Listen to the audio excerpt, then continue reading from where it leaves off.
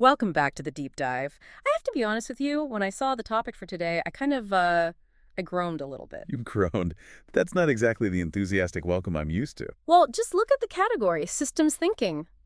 When I hear that phrase, I don't exactly think thrilling. What do you think of?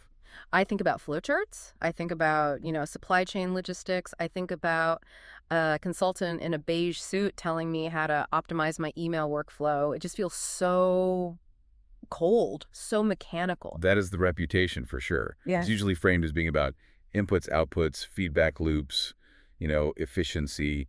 It's engineering, basically. Right. It's dry. But then I started reading the source material for this deep dive, and, well, I realized I was completely wrong about where this is going. We aren't really talking about mechanics today, are we? No, we are not. We're talking about something much, much messier. We are diving into a piece titled The Existential Structure of Care in Human Systems. And it's written by a thinker named Harish. That's right. And Harish, from what I can tell, he's not your typical management consultant. Definitely not. Harris is described as a lifelong learner, someone with a real passion for reflection and exploration. He hangs out at this really fascinating intersection of philosophy and cybernetics. And he's part of a community, right? Yes, he's very active in the cybersyn community. That's spelled CYB3RSYN for anyone interested. It's this vibrant group dedicated to systems thinking, but, well, it's the kind of systems thinking that actually includes the human element, the messy part. And that's really the hook here, isn't it? The whole premise of this deep dive is, what if we stop looking at systems as just machines and start looking at them as, well, as a form of anxiety management? That's a fantastic way to put it. Okay. This piece is all about bridging the gap between some really heavy existential philosophy, mostly from Martin Heidegger, and the practical world of cybernetics. And the bridge is this one little word, care. Exactly. Okay, so let's start there, because when I hear the word care, I'm not thinking about systems or anxiety. To be honest, I'm thinking about a Hallmark card. Right, a teddy bear or something. Exactly. I think of care as a warm, fuzzy emotion. I care about my dog. I care about my friends. It feels like something I choose to do. Like I can wake up today and decide, okay, I'm going to care about the environment. Or I can wake up and say, you know what? I don't care about anything today. It feels like a switch I can just flip on or off. And that is the standard definition, absolutely. Hmm. Care is an emotion or a virtue. It's benevolent, it's Yeah. optional. But Harris challenges this right from the very beginning. How so? He argues that care isn't a feeling you have. It's not a choice you make. Care, for him, is the fundamental architecture of your reality. Okay, that sounds big. The architecture of reality. What does that actually mean in practice? It means you can't not care. It's impossible. Even if you try. I mean, let's just look at where you are right this second. You're sitting in a chair. I am. It's a pretty comfortable chair. Why are you sitting in it? Because I don't want to stand for an hour. Because Yeah. it's comfortable, like I said. Right. So you care about your comfort. You care about conserving your energy. Now look at the computer screen in front of you. You're reading the script. Why? Well, because I want to do a good show. I care about the listener understanding what we're talking about. I care about getting it right. Exactly. Every single thing you do is structured by some kind of concern. Now, imagine you walk into a totally empty room. Just white walls, white floor, nothing else. Do you stop caring in that moment? I mean, I guess I'd be bored. Or I'd start to wonder why I'm there. What's the point of this room? And that wondering, that boredom, that is a form of care. You are searching for meaning, for relevance. You're engaged. Harris, drawing on Heidegger, calls this the always-already concept. We are always already involved in the world. There is no neutral state for us. So even to say I don't care is, well, it's basically a lie. Or at least a misunderstanding of the structure. Harris has this great line. He writes, "To say that we care is not to say that we are kind or benevolent. It is to say that the world already matters to us before we decide that it does." Before we decide. So it's not a conscious choice? Not at its root. The world shows up for you as a field of concerns. A floor isn't just matter. It's something that can support you or trip you. A stray comment isn't just sound waves. It can hurt you or embarrass you. A machine isn't just metal. It can fail on you when you need it most. These things strike us because we have, what, skin in the game of just being alive. You have skin in the game of existence itself. You're vulnerable. Okay, but let's push on this a little bit.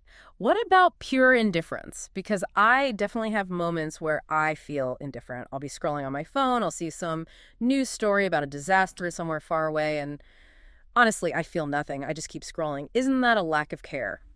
Harris would argue no. He would say that indifference is actually a specific mode of care. It's an act of withdrawal. A withdrawal? What do you mean? Well, think about why you're scrolling past it. Maybe you're feeling overwhelmed by bad news.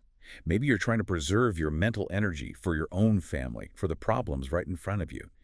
You are, in that moment, actively prioritizing one set of concerns over another. So I'm drawing a boundary. You're drawing a boundary. Yeah. You are still navigating a world that fundamentally matters to you. You're just navigating it by putting up a shield. That shield itself is a structure of care. You are caring for your own well-being by choosing not to engage with that specific thing. Wow. So even my apathy is an active thing. It's a stance I'm taking. Yes, you simply can't step outside the game. As long as you are alive, things matter to you. The floor matters because it holds you up. If it suddenly turned into lava, you would care an awful lot instantly. The air matters. Your reputation matters. Your health matters. That's actually kind of terrifying when you think about it. There's no off switch. There is no off switch. And that realization leads us directly to the next question, which is why there's no off switch. Why are we trapped in this web where everything seems to matter? Okay, I have a feeling this is where the philosophy starts to get heavy. It is. This brings us to part 2 of his argument, a concept called thrownness. Geworfenheit. Gesundheit. Thank you. But seriously, this is a famous Heidegger term, isn't it? Thrownness. It Well, sounds violent. It is a little violent, conceptually. It's meant to describe the simple but profound fact that we didn't ask to be here. You didn't choose to be born. You didn't choose your parents, your country, or the language you speak. You certainly didn't choose to be born in a time of internet and capitalism and climate change. You were just thrown into it all. It's like showing up to a party you didn't RSVP for. And not only that, but everyone there expects you to know all the inside jokes and dance moves. Harris uses a much more visceral analogy than a party. It really gets to the heart of the anxiety of it. Mm-hmm. I want to try something with you, if you're game. I'm a little scared given where this conversation is going, but Okay, sure. I'm game. All right. Just close your eyes for a second. Okay. Eyes are closed. Yeah. Imagine you are standing in the wings of a massive theater. It's pitch black. You can smell the dust and the old wood of the stage. Suddenly, you feel strong hands grab you by the shoulders and they shove you forward. You stumble out onto the center of the stage. Okay. A set of blindingly white spotlights hit you in the face. You can't see the audience, but you can hear them. You can feel their presence. Thousands of them. Yeah. And they're completely silent. They're waiting. My heart rate is literally going up just imagining this. This is a classic anxiety dream. It is. Now, you look to your left. There are other actors on stage with you. They're in full costume. They are looking at you with this incredible intensity. They've just finished a line of dialogue, and now they're all looking at you, waiting for you to respond. But I don't have a script. I don't know my lines. You have no script. You don't even know the name of the play. Is this a comedy? Are you supposed to slip on a banana peel? Is it a tragedy? Are you about to be executed? You have absolutely no idea. That is the ultimate nightmare scenario. Public speaking anxiety times a million. And here's the kicker. You cannot leave the stage. The exit doors are locked. You can't just walk off. You have to speak. You have to do something. So I just have to improvise, make something up. You have to improvise. And every single word you say, every action you take, changes the plot for everyone else on that stage. If you make a joke, the play might suddenly become a comedy. If you start crying, it becomes a drama.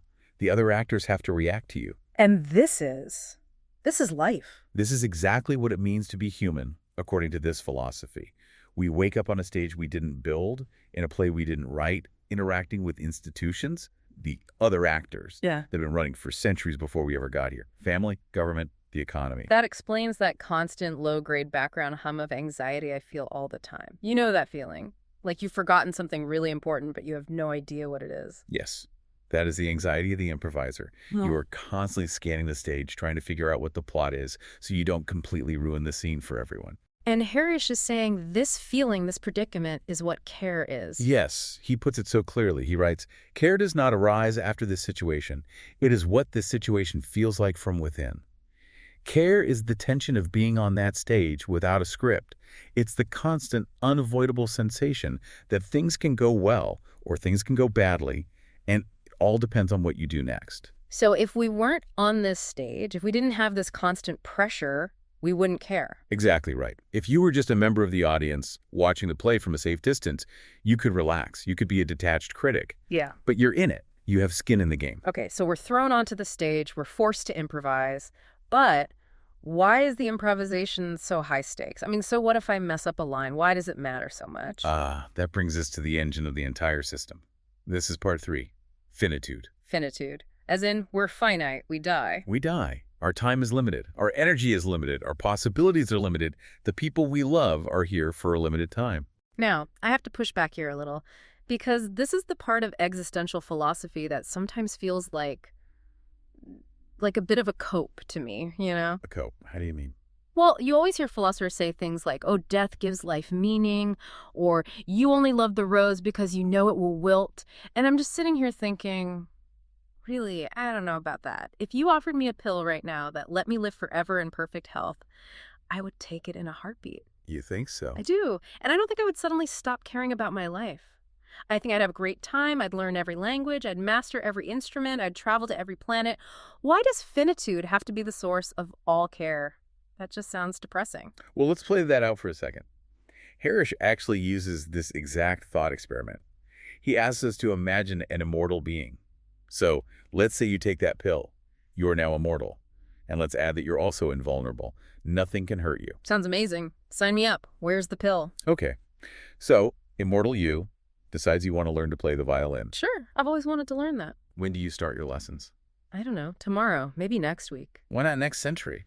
I mean, I guess I could wait. I've got time. You have infinite time. Why not wait 1,000,000 years? 1,000,000,000. Well, when you put it like that, I guess there's literally no rush at all. Exactly. There is zero rush.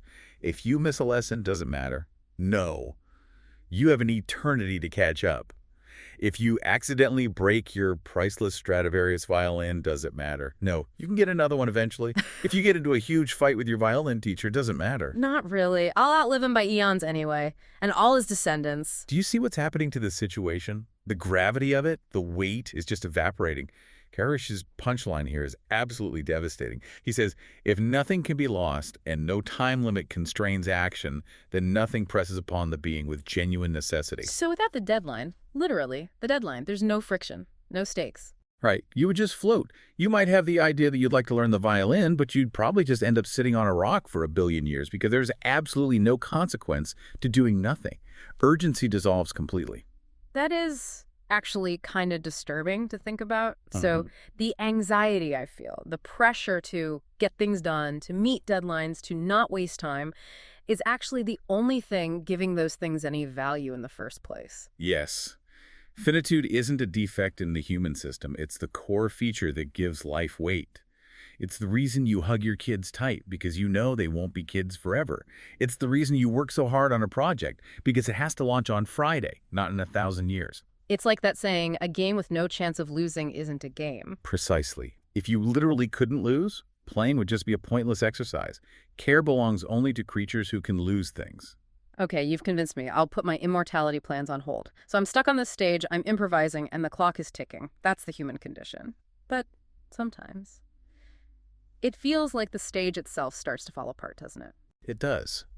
And this brings us to part 4, anxiety and the withdrawal of meaning. We talked a bit about anxiety with the stage fright analogy, but Harish makes a really specific distinction here between fear and anxiety. He does, and it's a critical distinction for anyone interested in systems thinking. Fear is always about a specific object. Like a spider on the wall. A spider is the perfect example. I see a spider. I'm afraid of the spider. The threat is located in the world. I can point to it. I can run away from it, or I can, squish it. It's manageable. Okay. So how is anxiety different? Anxiety is different. Anxiety isn't about a thing in the world. Anxiety is about the background. It's that horrible feeling when the framework of meaning itself starts to wobble and feel unstable. Can you give me an example that isn't so abstract, a real-world one?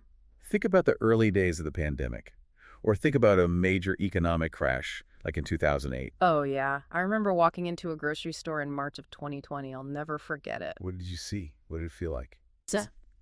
Empty shelves, no pasta, no toilet paper, no bread. And the people looked different. They weren't making eye contact. They looked at each other with suspicion. Right. Now, were you afraid of the empty shelf itself? Was the shelf going to attack you? No, of course not. But it caused this deep existential dread, didn't it? Why? Because the system, that invisible, unspoken agreement that says, if I go to the grocery store, there will be food, had broken. It felt like the basic rules of reality had just been suspended, dissolved. That is anxiety. It's the chilling realization that the world isn't solid. It's just a bunch of agreements and processes that we're all constantly holding up together through our actions. Harris writes, anxiety discloses the fragility of the meaningful framework within which our lives unfold. It's the moment you realize the whole stage set is just made of cardboard and tape. Yes. And here is the crucial insight for our deep dive today. Care becomes visible precisely because what matters can withdraw. You probably never thought twice about the supply chain before 2020. You took it for granted. It was completely invisible. It was just part of the background, like the air. But the moment it failed, it moved from the background to the foreground. Suddenly, you cared immensely about logistics and shipping and manufacturing. This makes so much sense. We only truly see the structure of our care when that structure starts to crack. But here's the problem, and this leads us directly into part 5. We cannot live in that state of raw anxiety. You can't walk around every single day terrified that the grocery store will be empty or that the economy will collapse. You'd never get anything done. No, you'd be paralyzed. You just hide under the bed all day. So what do? How do we cope with this fundamental fragility? We build systems. We build systems. We build routines. We build institutions. We build dashboards and metrics and habits. And most importantly, we build what Harris calls sedimentation. Sedimentation, like layers of rock building up over time. Exactly like that. Think about how silt and dirt settle at the bottom of a river and over millennia compress and harden into solid stone. Our care does the exact same thing. Okay, I think I need a concrete example of this. How does care turn into rock? Let's talk about bureaucracy, everyone's favorite topic. Oh, good. The expense report. The expense report is the perfect example. Think about the expense report policy at any big company. You have to fill out Form 27B, you have to staple the original receipts in a very specific order, and you have to get 3 different signatures from 3 different departments. And it drives me absolutely crazy. It feels like pointless red tape. It feels like the company just wants to annoy me and waste my time. Right. It feels cold, objective, and arbitrary. Yeah. But let's rewind the clock. Let's go back 10 years. Imagine the day that that rule was actually written. Okay. Maybe the company had just been through a brutal audit. Or maybe a senior employee had just been caught embezzling $1 million through fake expenses. Yeah. Maybe the company was on the brink of bankruptcy because of terrible bookkeeping. So there was a crisis. There was panic. There was high panic. There was high care. The leadership is terrified of losing the entire business. So what do? In that moment of intense concern, they created a system to fix it. We need 3 signatures on every expense so this never, ever happens again. So the rule was born out of fear, out of care for the company's survival. Precisely. But now, fast forward 10 years. The panic is long gone. The person who wrote the rule has retired. The embezzlement scandal is a forgotten story. What's left? Just the rule, the rock. The sediment. And Harris has this absolutely brilliant line here. He says, what looks like neutrality is the sedimentation of past judgments about what matters. Wow. So we're basically living our lives navigating through the fossils of other people's old anxieties. That is a poetic and incredibly accurate way to put it. When you interact with a system, whether that's a government policy, a piece of software code, or just a family holiday tradition, you are interacting with frozen care. This explains so much about why changing established systems is so difficult. You aren't just changing a rule on a piece of paper. You're digging up old anxieties and forgotten fears. Exactly. If you try to remove that 3-signature expense report rule, someone, somewhere will pipe up and say, wait, we can't do that, it's unsafe. They might not even know why it feels unsafe, but the structure of that old care is still there, embedded in the process, holding the roof up. And this brings us to the big pivot in this whole deep dive, part 6. Because we forget the origin, because we forget the anxiety, we start to believe a dangerous myth. We start to believe that our systems are objective. Right? We start to say things like, the data speaks for itself, or it's just an algorithm, or my favorite, the numbers don't lie. I hear that all the time at work. We need to make a data-driven decision, as if the data just fell from the sky, pure and untainted. And Harris just completely dismantles this idea. He argues that every system is a human system. And this is where we really get into cybernetics, specifically something called second-order cybernetics. Okay, I have definitely heard this term thrown around at cocktail parties by people much smarter than me. Second-order cybernetics. It sounds like something out of science fiction. Can you break it down for us? The easiest way to get it is to think about a simple thermostat. A thermostat. Okay, I'm with you so far. A standard thermostat is a classic cybernetic system. It has a goal: keep the room at 72 degrees. It observes the room. It measures the temperature. If it gets too cold, it turns on the heat. If it gets too hot, it turns off the heat. It's a simple feedback loop. That's first-order cybernetics, observing a system from the outside. Okay, simple enough. The machine watches the room and reacts. Now imagine a thermostat that could observe itself observing the room. Or even better, imagine the engineer who designed the thermostat. The engineer stands back and realizes, hey, wait a minute. Every time the heat turns on, the human being in the room takes off their sweater, but then when the AC kicks on, they put the sweater right back on. Maybe the goal isn't just 72 degrees. Maybe the real goal is human comfort. So it's not just observing the system, it's observing the observer of the system. Exactly. Second-order cybernetics is that moment of recognition that the system isn't just the machine in the corner. The system also includes the person who built the machine, the person who set the goals for the machine, and the person who is now being affected by the machine. So you're not just a scientist watching the rats in the maze. You realize you are another rat holding a clipboard standing right there inside the maze with them. That is the perfect image. And the implications of this are absolutely huge, because it means there is no view from nowhere. There is no purely objective standpoint. Give me a practical example of how this changes things. Okay, let's think about optimizing a delivery route for a big trucking company. All right. We feed all the data addresses, traffic patterns into an AI. The AI crunches the numbers and gives us the most efficient route. That seems like objective math, doesn't it? Does it? What did you tell the AI to optimize for? Speed, probably. Or maybe fuel efficiency to save money. Okay, so if you tell it to optimize for speed, you are embedding a judgment into the system. You're saying, I care about time more than anything else. If you optimize for fuel efficiency, you're saying, I care about cost. But what if that fastest, cheapest route goes right past 3 elementary schools at 3 p.m. when kids are getting out? Then we suddenly have a safety issue, a risk issue. But did you program avoid schools into the model? Did you tell it to care about that? If you didn't, the so-called objective system will happily send a giant truck speeding right past a playground. So the model is only as objective as the cares and concerns of the person who built it? Precisely. Harris writes, these are not neutral technical choices. They are expressions of what we care about. Every measurement, every metric, every key performance indicator on a dashboard is a crystallized value judgment. It's frozen care. That makes me look at my dashboard at work completely differently. Those numbers aren't just facts on a screen. They're choices. Someone, at some point, chose to measure ad clicks instead of, say, user well-being. Someone chose to measure quarterly profit instead of long-term employee retention. And by choosing to measure one thing, they implicitly chose to ignore something else. This leads us right into part 7, boundary judgments. Boundary judgments. This sounds like setting limits, drawing lines in the sand. That's exactly what it is. Since we are finite, since we can't possibly care about everything all at once, we have to draw a line.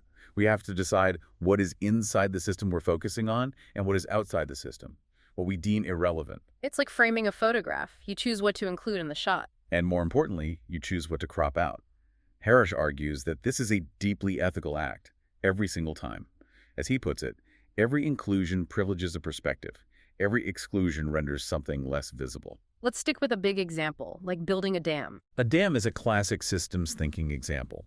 If you are a civil engineer tasked with building a hydroelectric dam, where do you draw the boundary of your system? Well, the obvious things. The river, the concrete structure, the turbines, the power grid it connects to. Sure. And if you draw the boundary there, the dam is an unqualified triumph. It generates clean electricity. It's efficient. It's a massive success. Wow. But what about the fish migration patterns that are now blocked? What about the buildup of silt that used to fertilize farmland downstream?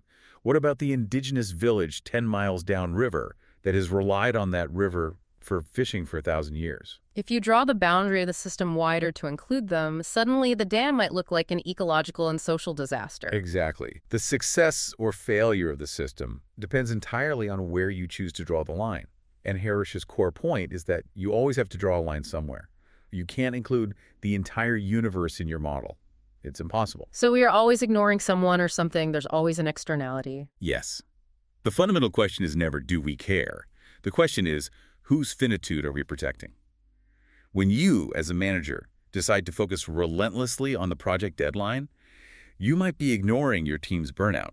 In that moment, you are choosing to protect the project's timeline at the direct expense of your team's health. Wow, that hits home. Especially in project management. We talk about scope creep as if it's this evil thing to be avoided at all costs. But what you're saying is scope creep is just other people's cares trying to get into our carefully drawn boundary. That is a brilliant insight. Scope creep is other people's cares trying to get in. Yeah. I love that.